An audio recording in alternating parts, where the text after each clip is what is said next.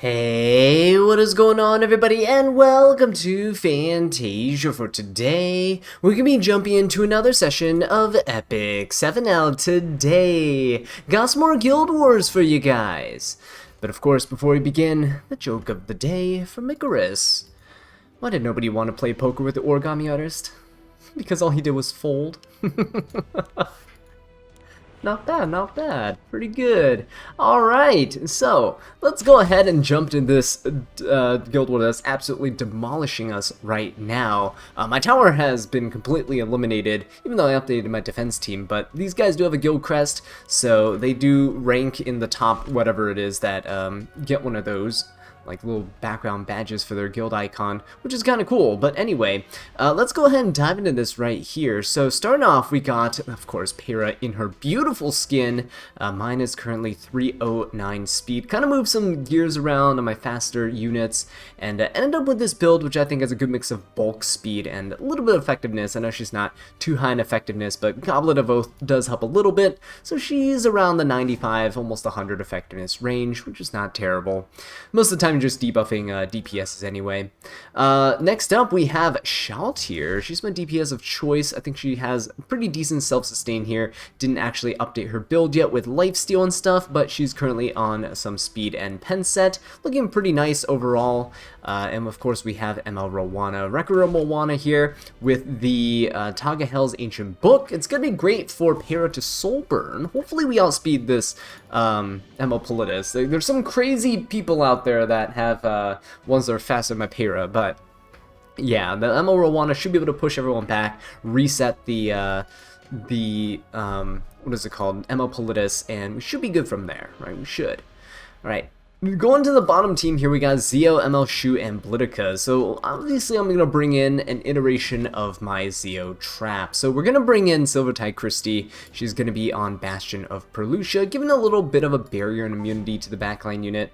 She's almost 300 resist, right? So hopefully we don't get debuffed by Zeo, but God knows that we probably are. Here's my Brown Witch Assyria, looking pretty good with her 242 speed, pretty decent damage as well, some effectiveness and guiding light, and a Spectre Tenebria. Of course, you can't have a Zeo trap without Spectre because she's permanently stealth, and we could just use her lifesteal shenanigans to kind of sustain, I guess you could say, in case things go south. She's also on book, so we can soul burn for some big damage.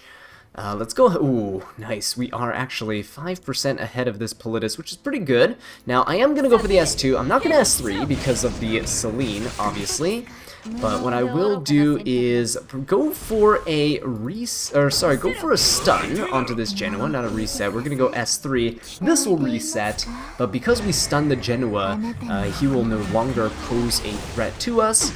So we do activate his passive, and I think we're pretty much good at this point. So if Genoa's passive is procced, which it is, I could pretty much ignore him right now. I could proc his immortality, actually. I could just go for an S1 here, why not? Go for an S1. So he has an unbuffable on him right now, which is kind of good. Celine will probably go. Yes, there we go. So very nice. Let's just finish off the Genoa here. Celine is still really far back, so let's go for an S1 here. We cycle out of our defense break, which is kind of good. And then Politis gets to go, but it's fine. Shaltier should be coming in to finish off the opponent really quick now. So let's go for an S3, right? This will finish off the ML Politis and basically just leave Celine on her own. Now, Celine might kill my Para, but that is gonna be what it is. There's nothing I can really do about it. Ooh, they could have stunned right there. It's alright though. This wasn't really necessarily a focus on a specific unit today.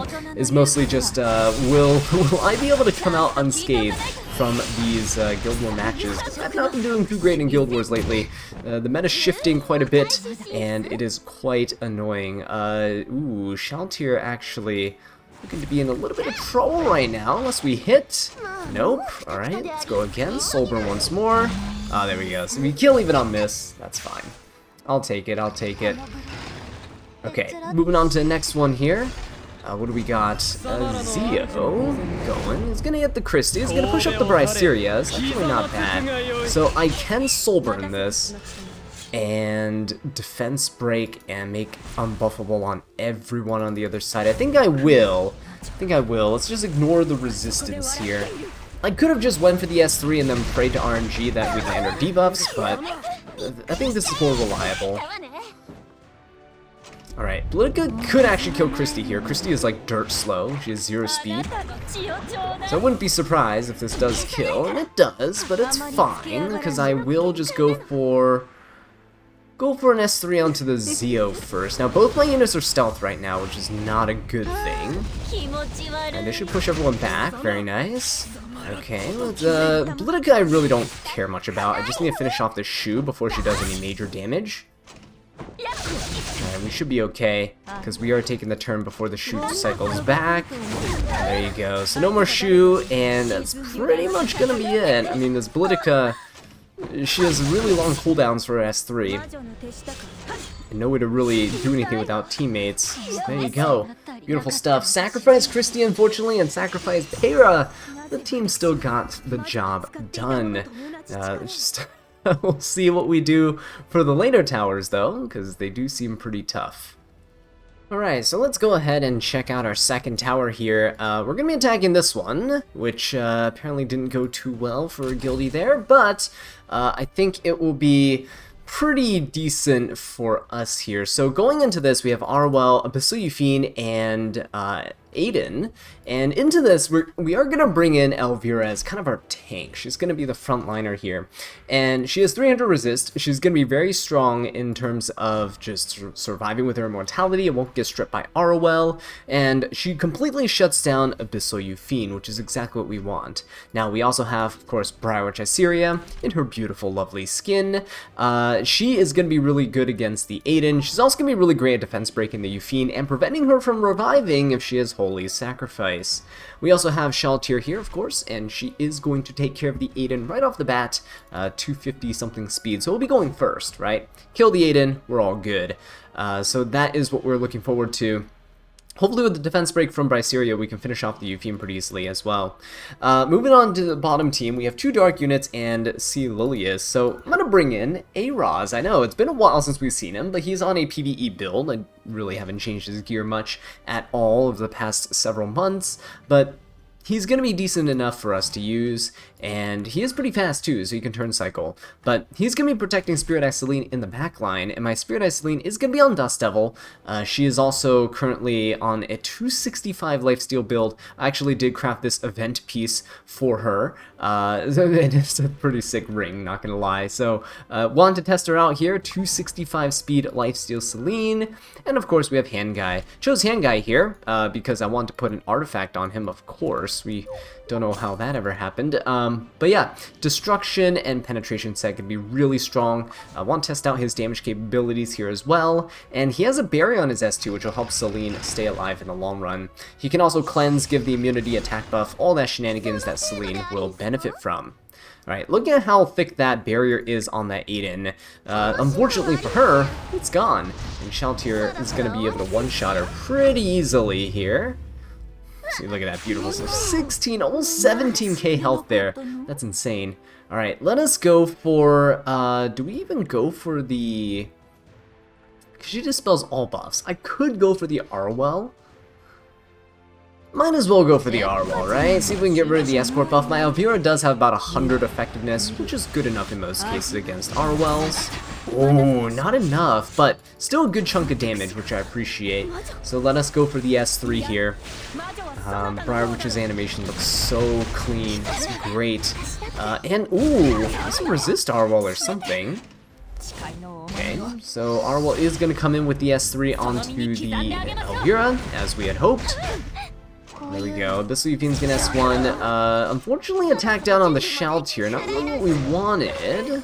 But let's see if we can go ahead and provoke. Ooh, no provoke. Wow, this guy really is just a high resist Arwell. Okay, at least we got the Beguile there. Let's see if we can poke down this Abyssal Yufine. Alright, good stuff. So Briarwitch didn't stealth, it's okay. because we do turn cycle out of that attack down with the Shelt here. We can kill off the Yufine, and now it's pretty much just us against Arwell, and that's a pretty decisive win. So yeah, stealth units can definitely be abused here, and of course, anti-evasion units on the rise makes Aiden a lot easier to deal with.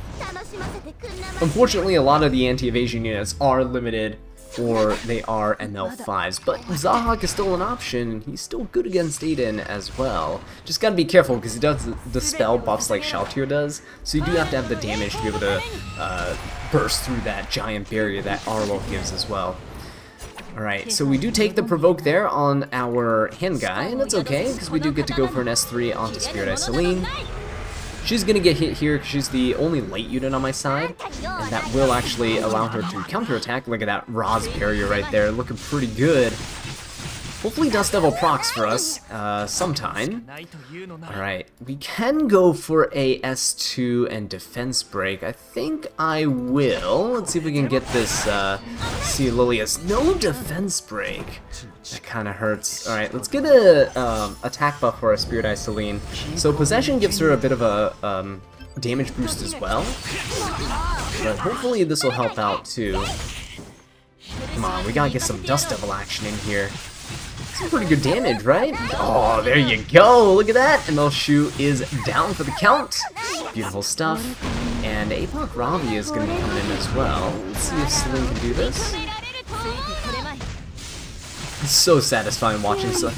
It's so hard to believe that, like, Celine just not too long ago was RNG, right? She didn't even guarantee that she would use this enhanced attack when she had possession. She had a 70% chance to do that. It was terrible. It was absolutely terrible. And now look at the monster she's become. No Dust Devil again. Okay, well, let's get defense buff going. Right, and Ravi pretty much finishes herself off here, and this is why Celine is so strong in like Guild Wars and Arena. If you're against dark units, it's pretty much game over. So there you go, pretty clean, taking down half this tower's health, and so now what's left is the Stronghold, which I haven't taken a peek at yet. Alright, so it is time to take on the Stronghold, and I'm gonna do something really stupid here, but I hope I can pull it off. For the first team, we're against Navy Captain Landy, ML Politis, and Genoa. Quite an interesting team. Not really, you see him everywhere, actually. But I do have a key to victory here, and that is in my DJB. So he's built with quite a bit of resist and quite a bit of speed, so on Soul Constellation, he should be able to cut after the ML Politis goes, so that we can push up our team and hopefully not get cut by a very speedy Genoa. It should be fine though, because even if ML Politis pushes us back, DJB should counter that exact amount of CR pushback with his push up, and Knockwall should be able to take the turn. So Knockwall here, 284 speed, not the best, not the worst, but it's good enough because she has Bind and Seal in her kit, which we can use against the Genoa and the ML Landy. I'm going to try to seal the ML Landy so that she loses her passive immunity to stun and sleep, so that we can defeat her with her pirate sister. So Pirate Captain Flan here going to be coming out, and she has quite a bit of effectiveness and a bit of speed as well, so she shouldn't get cut here. Her stuns will also be very useful against the Genoa, which will help take him out without proccing his passive, but we should avoid that entirely with the Bind debuff, but we'll see. Alright, bottom team here, Sea Lilius, Abyssal Yufine, and ML Shu. So for this team here, I'm actually going to bring in my own ML Politis, because ML Shu and Abyssal Yufine are both pretty tanky, and I don't like that. So Sea Phantom Politis is going to be here, 296 speed, she's going to be on Unseen Observer, going to give us some souls, which is kind of nice, because Genoa does like to soul burn. So here we go. This is his build, Destruction, Torrent Set. He is on Wind Rider for the extra attack and damage that he can do. Going to help out quite a bit, and because there's Sea Lilius on the other side and I don't want to have that attack down debuff from her S3, we're going to bring in Bunny Dom, whose passive is going to cleanse that for us, and then we can actually push up the team and get some combat readiness as well. So let's jump into it, see what we can get away with. Genoa should be able to nuke through that Abyssal Yufine and the ML Shu, despite how tanky that they typically are, because he ignores defense on his kind of extra attack, his S3 attack, right? Okay, so you see here, DJB does get pushed up with Soul Constellation. We're just going to push up the rest of the team and pray that Knockwall actually lands debuffs here. I have seen some resist Genoas in my life, and by my life I mean in the past week or two, and it's disgusting.